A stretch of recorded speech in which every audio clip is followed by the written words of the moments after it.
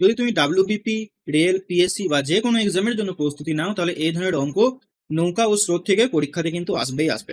তো খুব ভালো মতন আমাদের এই ধরনের অঙ্ক প্র্যাকটিস করে যেতে হবে। কি বলেছে, একজন লোক ঘন্টায় 10 কিমি বেগে স্থির জলে নৌকা চালাতে পারে। তার মানে যে নৌকার বেগটা স্থির জলে আমরা পেয়ে যাচ্ছি। নৌকার বেগ কত পেয়ে যাচ্ছি, প্রথম লাইনটা থেকে বলতে পারি 10 কিমি প্রতি ঘন্টা।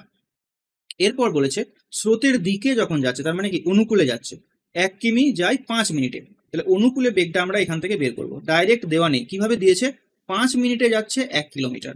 তার মানে আমি বলতে পারি 60 মিনিট, অর্থাৎ ঘন্টায় যদি আমি বের করতে চাই, অর্থাৎ 60 মিনিটে বের করবো। 60 মিনিটে যাবে 12 কিলোমিটার। ওই কি নিয়ম, বা 5কে 12 দিয়ে গুণ করলে 60 হয়, তাহলে 1কে আমরা 12 দিয়ে গুণ করে দেবো। তাহলে 12 কিলোমিটার যাচ্ছে 60 মিনিটে, মানে 1 ঘন্টায়। তার মানে কি, এটাই হচ্ছে গতিবেগ। 12 কিমি প্রতি ঘন্টা, এটা কি অনুকূলে পেয়ে গেলাম, আমরা অনুকূলে পেয়ে গেলাম। নৌকার বেগ জানি, অনুকূলে বেগ জানি, তাহলে স্রোতের বেগ আমরা খুব সহজেই বের করতে পারবো। অনুকূলের বেগ থেকে নৌকার বেগকে বাদ দিয়ে দাও, অর্থাৎ 12 - 10, অর্থাৎ 2 কিমি প্রতি ঘন্টা হয়ে যাবে স্রোতের বেগ।